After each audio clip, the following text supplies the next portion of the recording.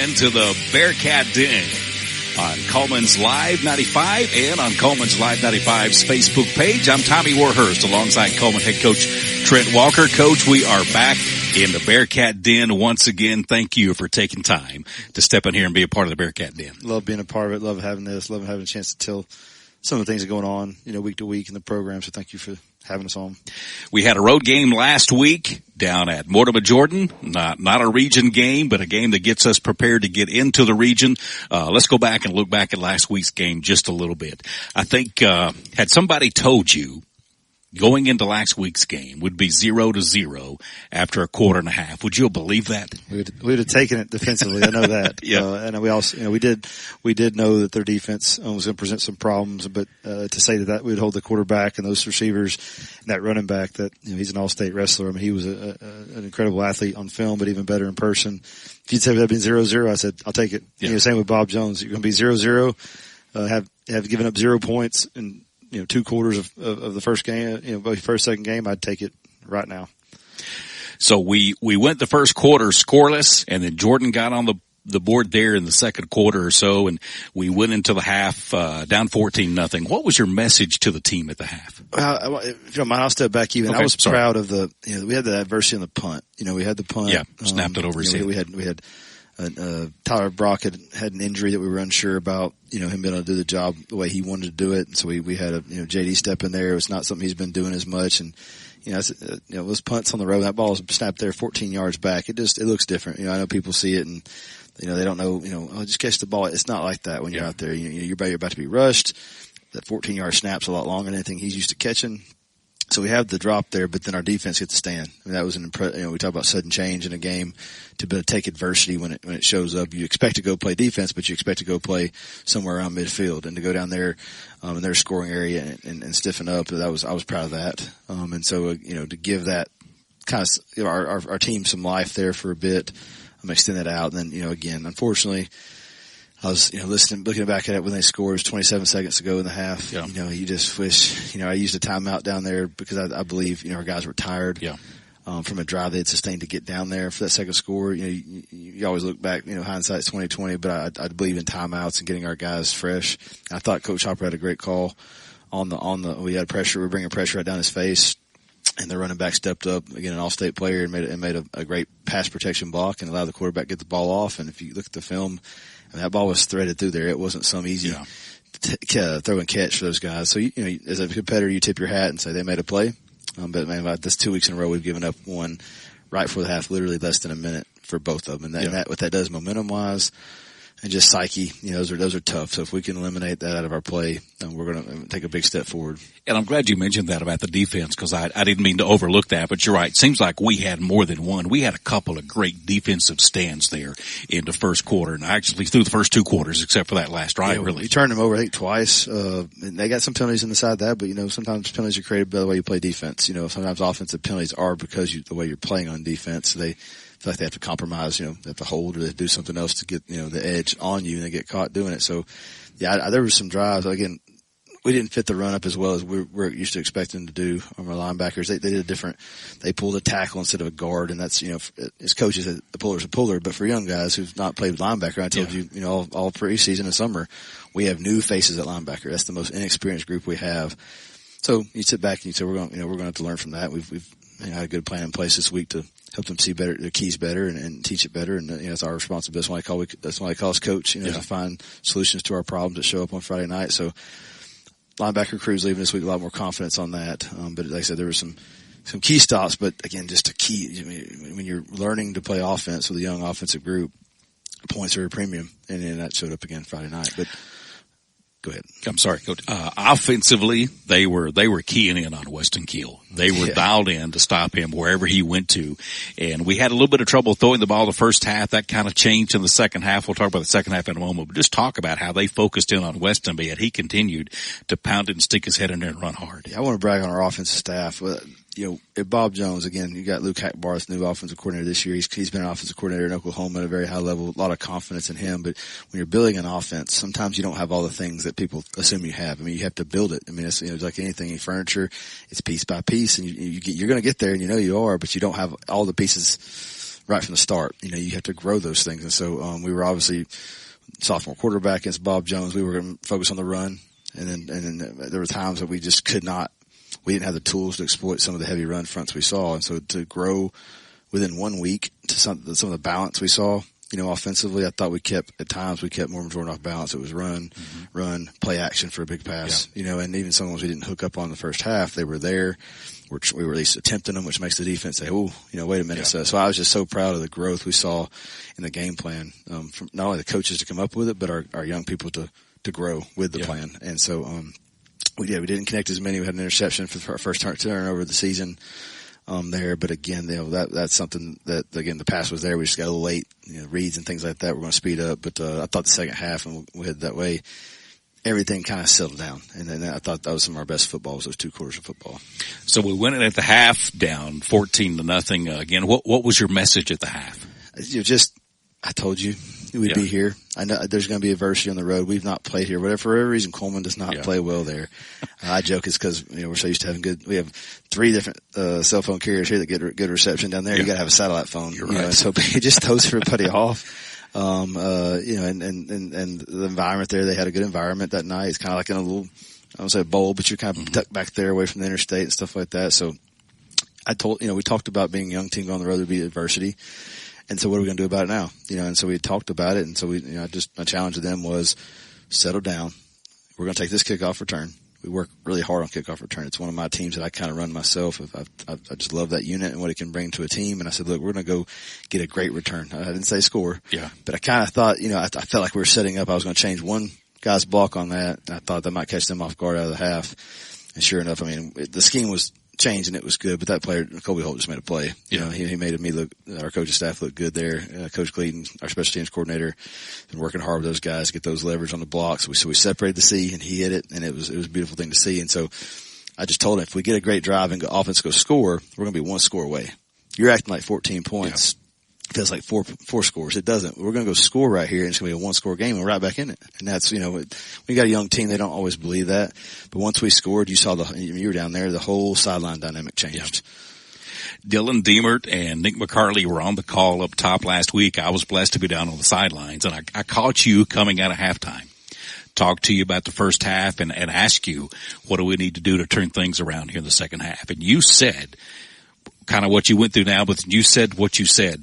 It's going to start right here with this kickoff. Yeah. And Colby Holt took the opening kickoff of the second half, 91 yards. Was it 91? For a touchdown. I didn't really sure how many yards it was. I'm wondering that got to be close to a school record on kickoff returns. We can't be much further back than that. And so we talk about quick six, not kick six, and for my Bama fans, but quick six. Kickoff return has a chance to be a quick six. Yeah.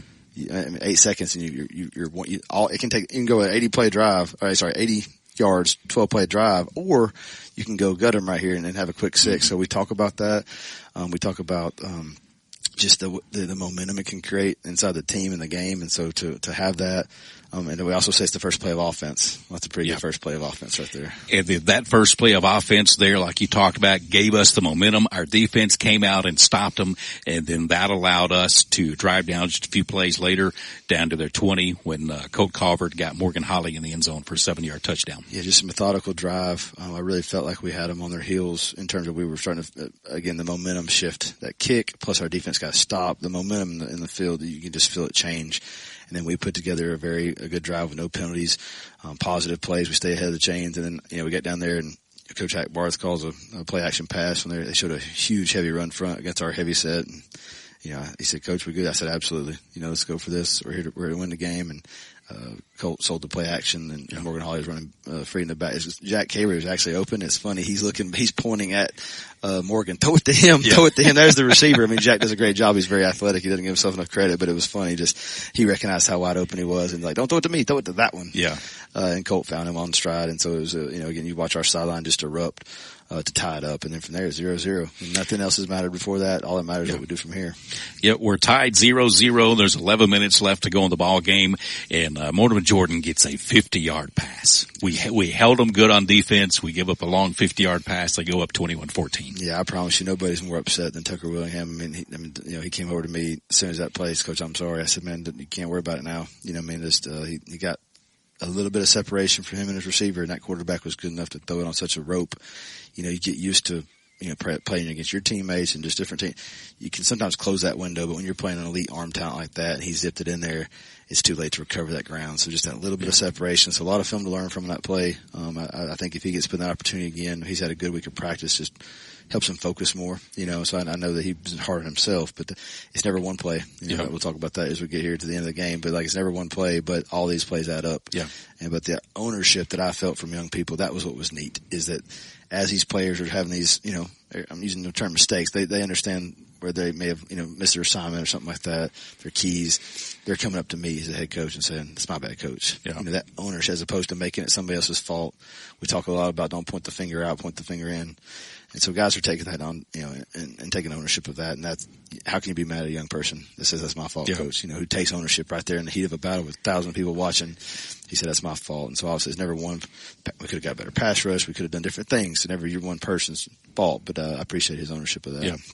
So here we are on the road. We're down 21-14 halfway through the fourth quarter. Our offense puts together a drive, goes down the field running, throwing, play action pass like you talked about.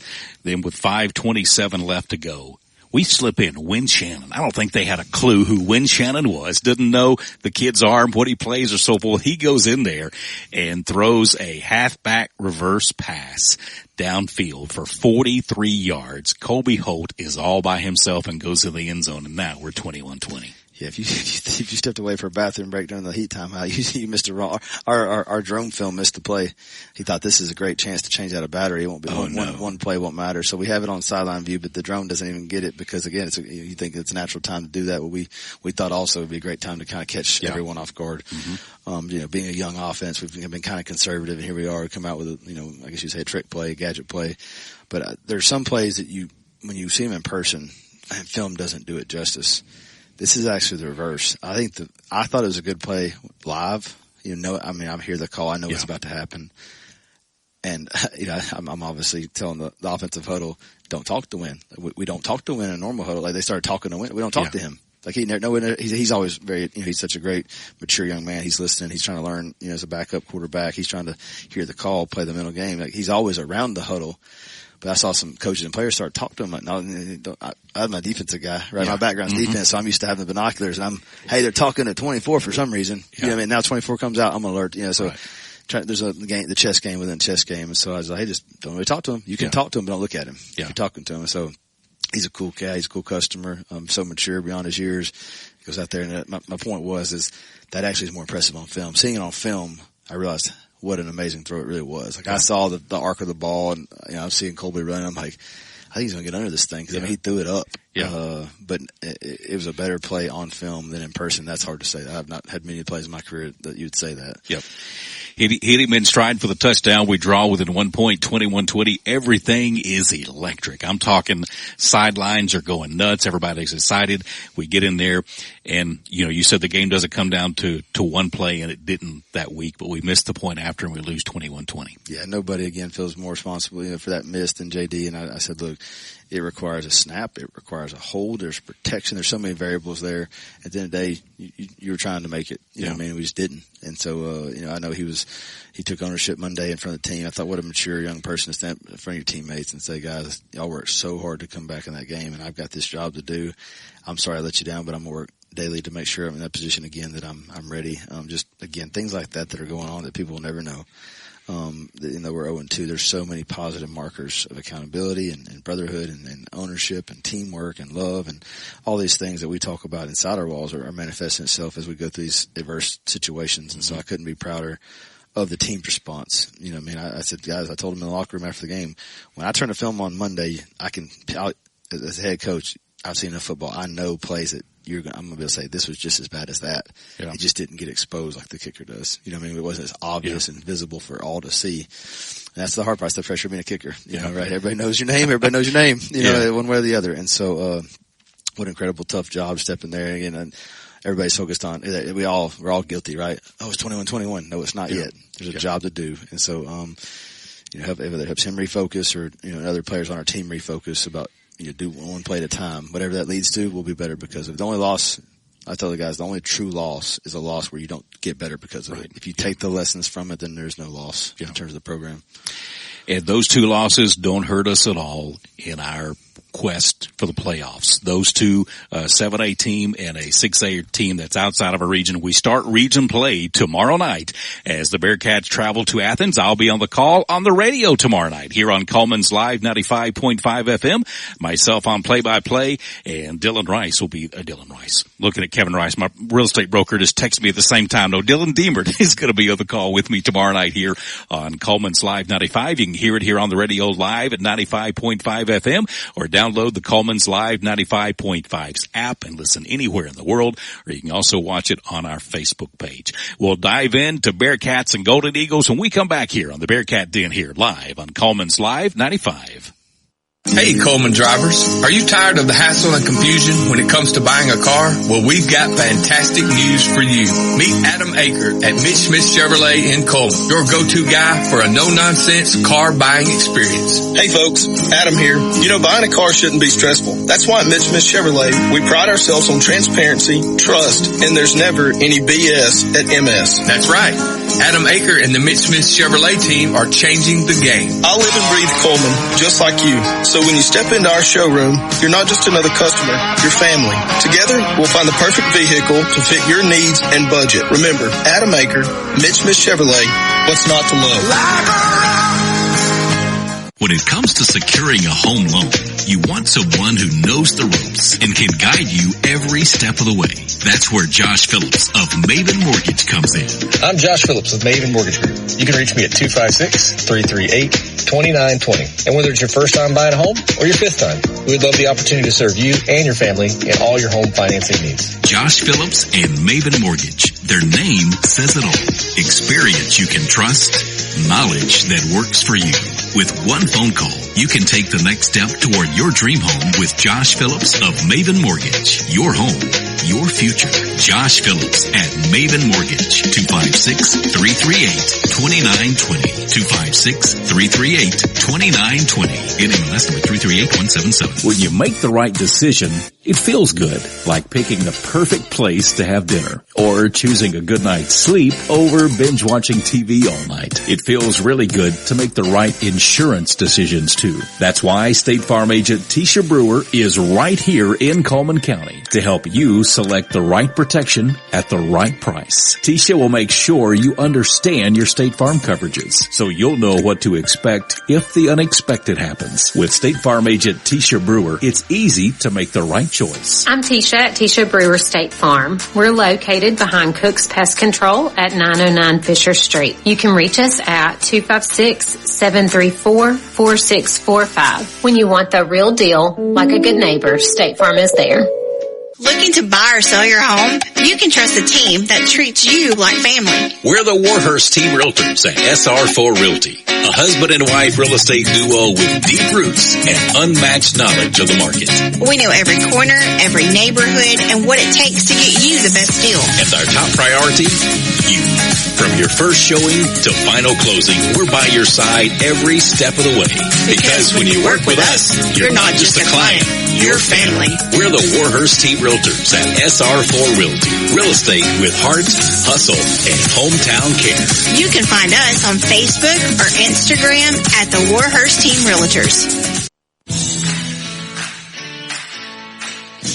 Welcome back into the Bearcat Den here on Coleman's Live 95.5 and on Coleman's Live 95.5's Facebook page. Tommy Warhurst alongside Coleman head coach Trent Walker. Coach, tomorrow night we open up region play at Athens. Historically, they're big. They're going to be sound. Talk about what you've seen from Coach Gross's Eagles. Check. We talked before the break. You said it. We've talked about that this week. Whether we'd beat Bob Jones and Mortimer Jordan by 4 scores. Or we lost by 4 scores. Literally none of that affects this outcome. So each week we're trying to be 1-0 against that opponent. Nothing matters except this week leading up to it, putting together a game plan and a practice week. But in terms of the team, we're going to see they've still got the big linemen on both sides of the ball. They've got some running backs that if they get going, they can really go. So kind of button them up. And obviously they're going to see success by Mormon Jordan running gap scheme, power and counter. So they're going to probably lean heavy to try to run us out of the stadium earlier and see if we've made our adjustments. I think it'll be a run heavy attack early. And then if we can hold up, then make that quarterback beat us. He's a guy that I'd want to hand the ball off to them too. Yeah. He can make some throws. They're playing kind of a 2 quarterback. They're kind of a wildcat quarterback and then a drop back quarterback. So I think they're trying to find their way in that regard, but they got big linemen and good running backs. And so it starts there. Defensively, going to be kind of another 2-high defense that we've seen, kind of spread around the whole field and kind of make you beat them through a long drive. So they're not really giving up explosive plays. We were surprised when, after our game to turn on and see the Buckhorn score, because we have a common opponent there. Mm-hmm. We played them week 10. We know what their kind of makeup is. And so for Buckhorn to play, we wanted to see that tape. And you saw, Buckhorn kind of honestly rattled Athens in terms of, they played with great passion and enthusiasm and Athens wasn't so sure about how to respond to that. I think they're used to being the energy drivers for Coach Gross. He does a great job with energy in the program. You can feel it off him. I think I try to be similar. I think we have similarities like that. We're both high, passionate, Friday night guys, as you probably saw on the sideline, even closer into action. And so, it'll be interesting to see how I think our guys are ready to compete. This game, Coach Gross and I have talked this week. He's outstanding, first class, and nothing but giving me all the answers, from hosting me to just history of our game. I've been an assistant since he's been a head coach there and kind of come full circle now to be going head coach versus head coach. It's kind of unique. And, he talked about his history as his basketball coach there. So it's been neat to kind of get to know him on this level because all I know is the guys jumping up doing jumping jacks, during the game and yelling at referees and that kind of stuff. And so, he said it's always been a war. And I look back and statistically he's not wrong. Yeah. In the last, we've played 61 times and, that's been separated by 122 points, which sounds like a lot, but not when you talk over 61 games, that's 2 points a game difference. Mm-hmm. And so, this is going to be, I told our guys, if we can survive the early storm, they're going to bring a ton of energy. They love to have high energy home games early. You survive that first quarter, 0-0, like these games we've been in, we're in for a 4-quarter game, and that's going to be a lot of fun. Watch our guys go. We had a great offensive game plan, great defense. I'm super excited. We've prepared better. Last week we talked about, you and I, that we were still learning how to do my game week.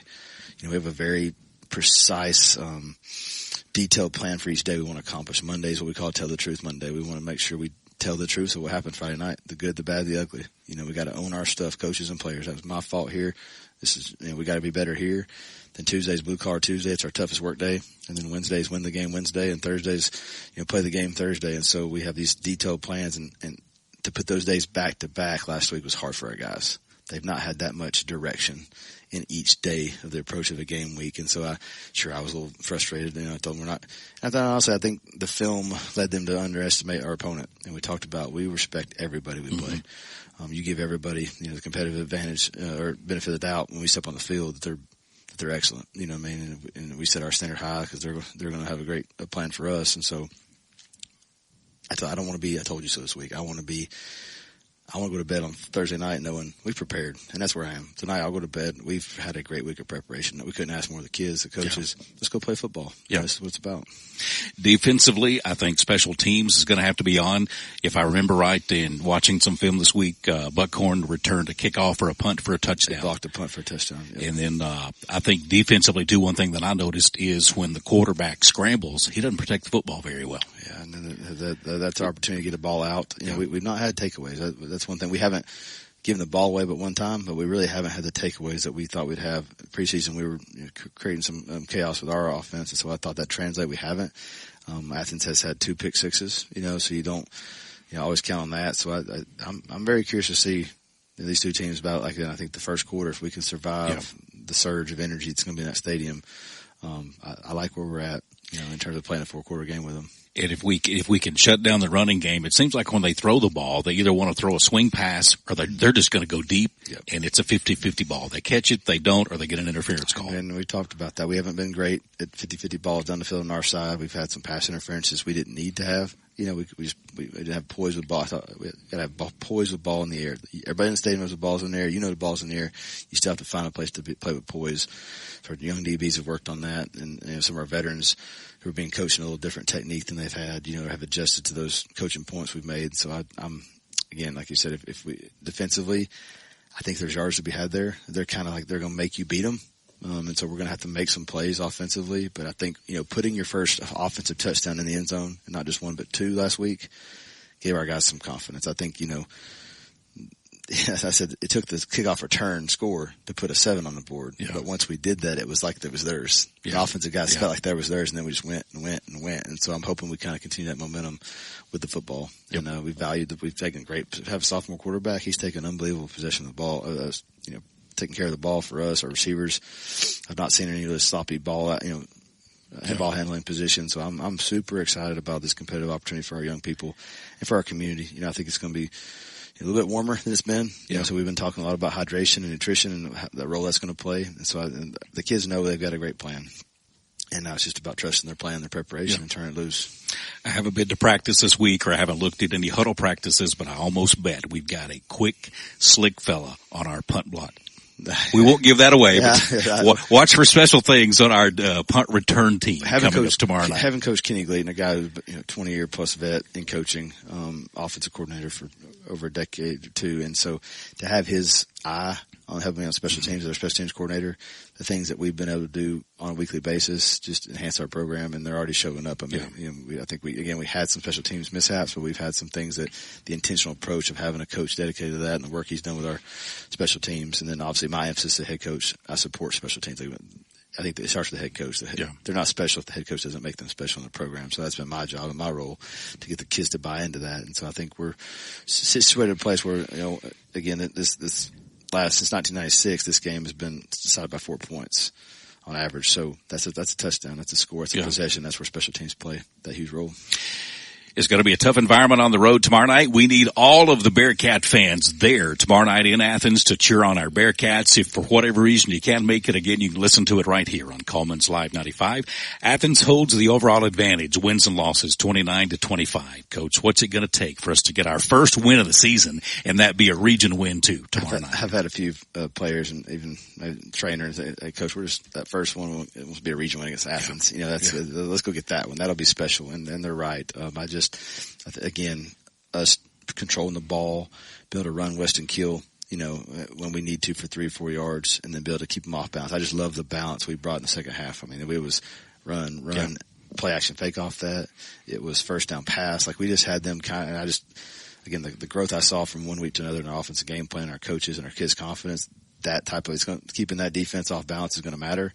And then can we hold up? And these guys, we're going to be giving up 60, 70, 80 pounds on offense, their offensive line to our defensive end, but what those three guys bring in the fight. I mean, they are for real defensive ends. I mean, they give us all. I mean, Max Dial's taking on 600 pounds, and digging in there, and so proud of the defensive line. They give us a chance every night. So if our linebackers can clean up our fits and play confident, I like where we are. Yep. Coach, I look forward to seeing you tomorrow night at Athens. Again, I'll be on the call play-by-play with Dylan Deemert. You can listen to it right here on Coleman's Live 95.5 and on our Facebook page.